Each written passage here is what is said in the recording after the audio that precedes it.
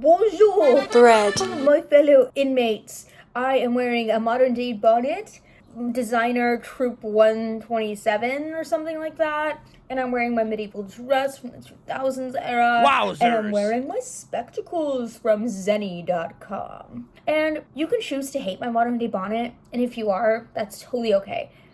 But you are a racist. And I hate to be the one, bearer of bad news over here. So I would check that. Check that at the door if you're gonna listen to The Other Bennet Sister. The Other Bennet Sister. Scathing review. Because I have been certified by ZocDoc. I have been certified by mosquitoes and flies. And I am here to tell you that you need to watch this show. BBC. I know what you're thinking. Not Sabrina Carpenter's BBC. We're talking about BBC British America. The colonies. The colonies actually have good dramas. Who would have thought? Me. House of Anubis gang over here, and I've always known. The Other Bennet Sister, how did I come across it, you would say? You would say, maybe she came across it through online, through marketing, through edits, through TikTok edits, and I actually was quite a fan. I actually was like, I need to watch her right now, and you know what I did? I found a way to watch it for free. Everyone's talking about VPNs. I didn't spend any moolah. I went and I got her for free, 8 episodes, and it's a mini-series. What I love about British TV is, like, they make content that is supposed to be digested in those 8 episodes, kind of like K-dramas, how, like, if they make 8 episodes or 12 episodes or 20 episodes, it's meant to be that one consumption, Like, you're supposed to consume it in that era, that timeline. In American TV, they make 8 episodes because they know that they can't. And they know you're going to swallow it right up. But you know what? I'm not anymore. I'm taking a stand with my troop helmet. I'm gonna watch BBC. I kind of look like a nun. I promise I'm not cosplaying. It's supposed to be a bonnet. The Other Bennet Sister, you say. If you're a fan, you might know of her other sisters. Elizabeth Bennet, Jane Bennet, the Bennets with Mr. Snow. You burn with us! You might. You might just. And so basically The Other Bennet Sister is about Mary, the Bennet sister who in the Pride and Prejudice movie is crying after trying to sing at the ball or whatever that Mr. Whitley throws. I've been practicing all week. And she's like, but Daddy, I practice all week. And she was trying to sing and play the piano, but people are laughing at her. This is that sister. And what I love is, for one, you will be seeing historical accuracy. That does mean armpit hair. It's obviously not a plot point, but I like that it's there. I like that it's simple. I like that she's also very awkward. She's like a socially awkward person in this time. I like that she has her own sense of style. I kept waiting for her to have like a really pretty dress or like a really pretty, dresses that the other girls were wearing. And she didn't. And you know what? At first, I was a little appalled. I was like, what are we doing? But I quickly grew accustomed to, you know what? She's just quirky in her own way. And I like that. She's not meant to dress for me. She's meant to dress for her, I should talk about the actual premise of the story, I guess. It's basically that she is the other sister. She is the other sister in the Bennet family. You have Jane, who's the pretty one. Lydia, who's the weird, sassy, slutty one. You have Elizabeth, who's the quick, witty, and intelligent one as well. And then you have the mom, who's a monster. You have the dad, who I guess doesn't really care, but he does in the movie, so that was a little bit of a thrown. I need to read the book. Huey, I read the book. And then you have Kitty, who's actually the, invisible sister, because literally, who is Kitty? Literally, who is she? Where is she? How is she? This is also based off a book that they made into a miniseries, and it's so good to hear. You know why? Because the love interest is basically a gay man. Is he a gay man? No. He's a man of theater. I'm coming, wait for me. I hear the walls repeating. He's a man of theater, and what do we say about that? Logan was also a man of theater. Secretly gay. When you think of this man, you're like, I wanna know what love is. when they listen to you, when they care about you, when they want to be touched by you, that any touch, it's basically how a woman would love. It's like when a man is a person and he treats the other woman like a person. I don't understand what's so hard about the female gaze. Please tell me, what is so hard about the female gaze? Because it's really quite interesting. And the male gaze is just, what it is.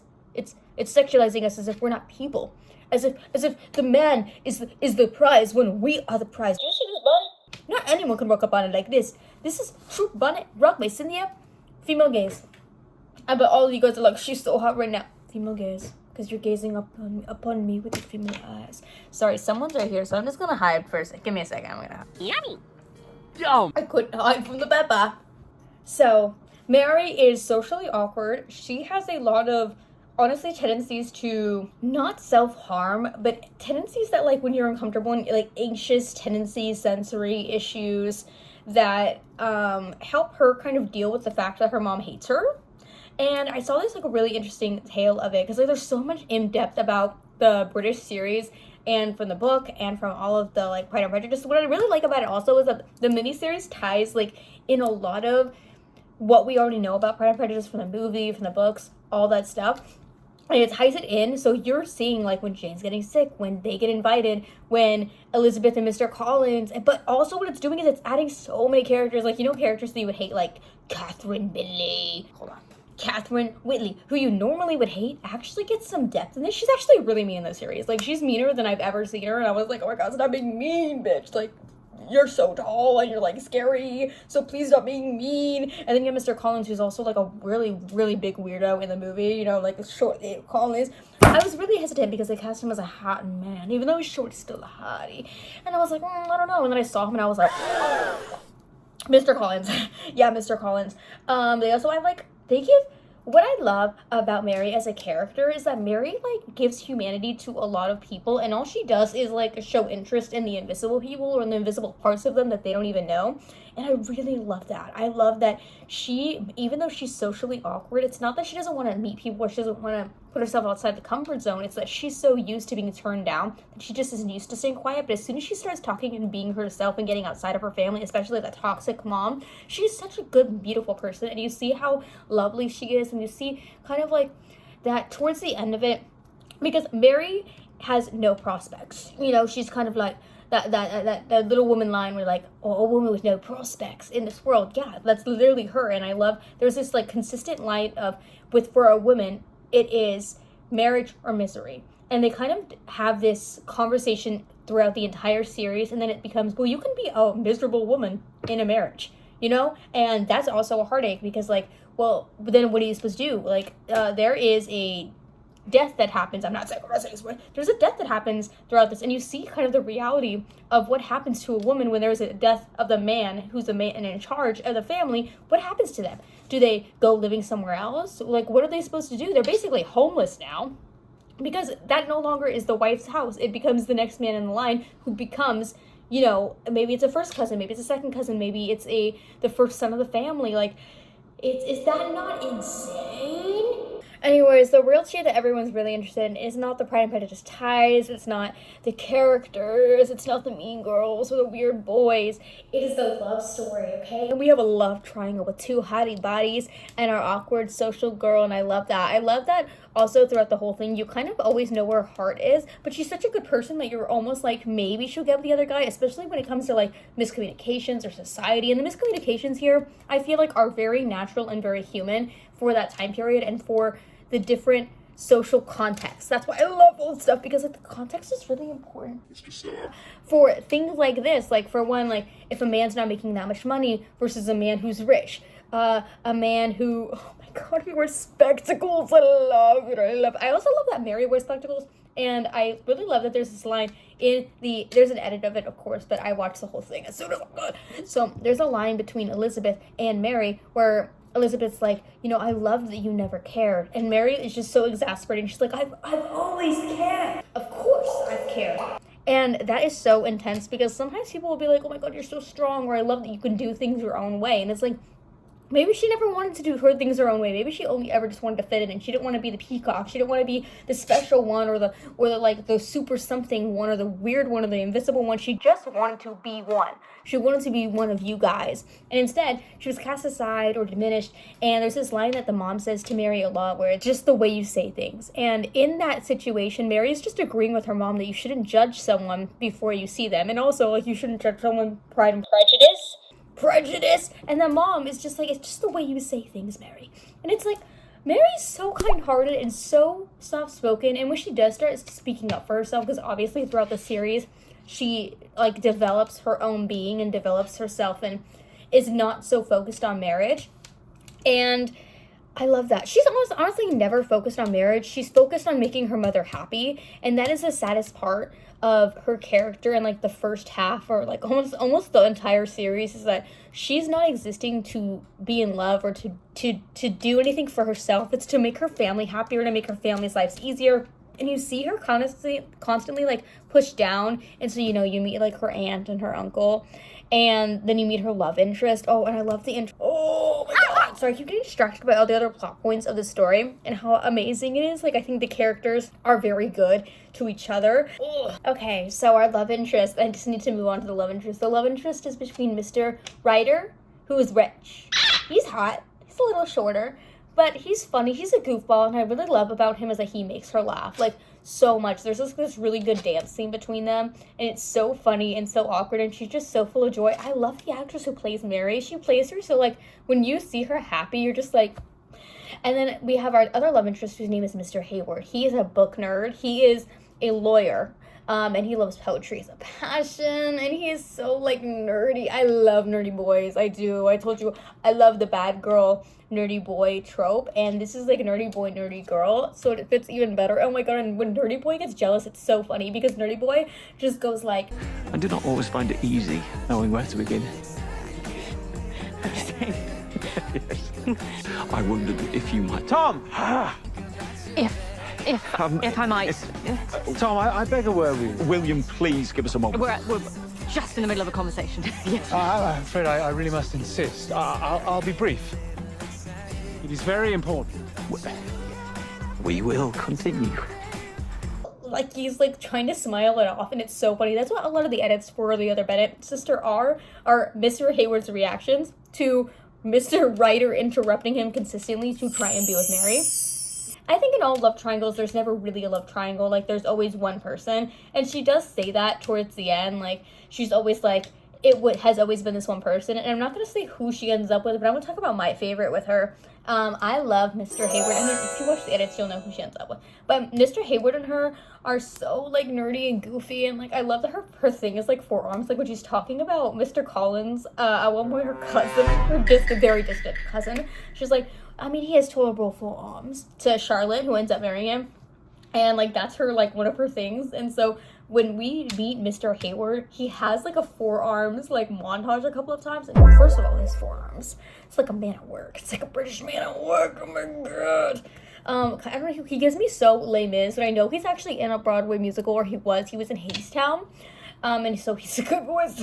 A good voice over there. I honestly just love him, and I love you could see his longing and his heartache, like, through his eyes, through his facial expressions. As an actor, he's so good, because you see him doing the Pride and Prejudice thing, but it's not like, you don't know that spinning out yearning, like the love triangle spinning out show, that one, when they try to do the Pride and Prejudice, like, hand thing, it's so embarrassing, because there's no longing between them. He's also a little bitch the whole time.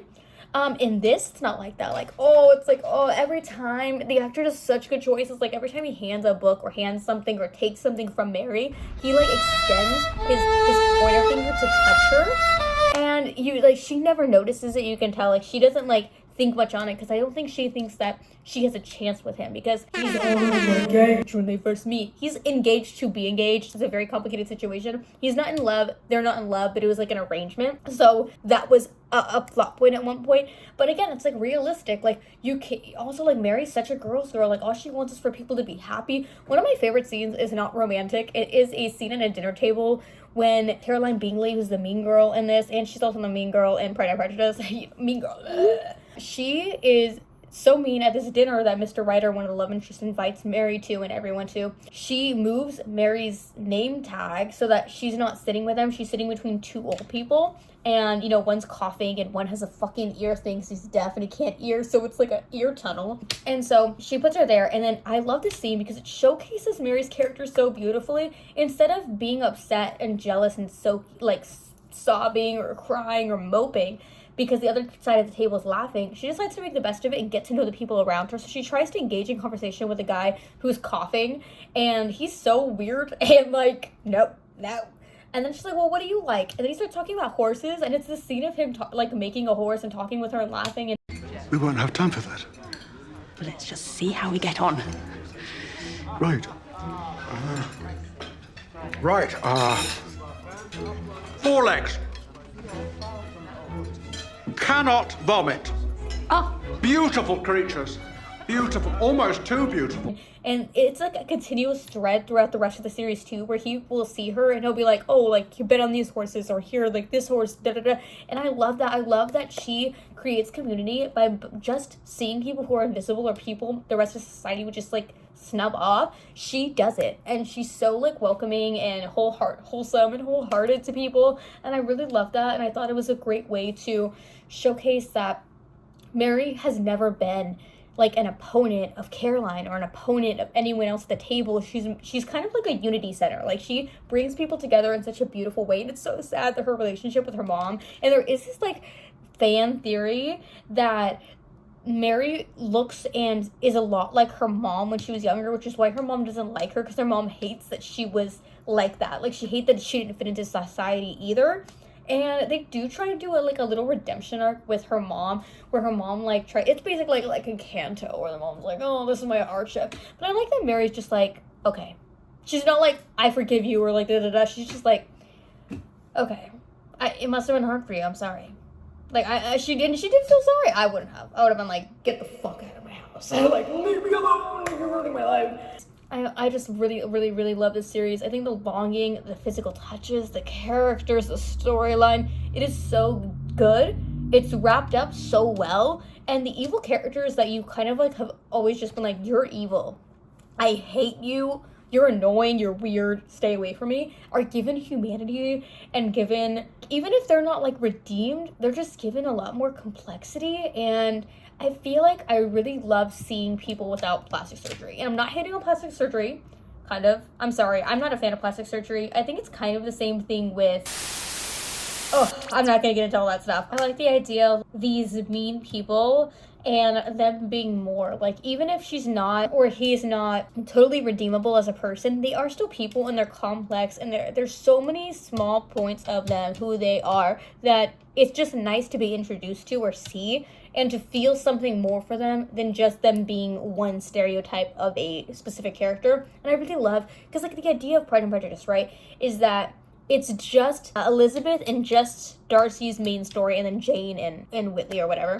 Like, those are the key storylines, and everyone else is kind of just like bits and pieces. But I like that in this other Bennet sister, it's not just her that you're getting more information on, it's everyone that was surrounded by Elizabeth. Because it's like, there are people outside of the love story of Elizabeth and Darcy. And I kind of like that you get to meet, like, even Charlotte, who is Elizabeth's best friend, who ends up marrying Mr. Collins in Pride and Prejudice, and in this series, you see more about kind of her story, that she didn't want to marry Mr. Collins. She didn't want to snub an opportunity away from anyone, but she's 28, and in this idea, she doesn't have famous cousins or rich cousins or anyone that she can marry into. There's no opportunity for her outside of Mr. Collins.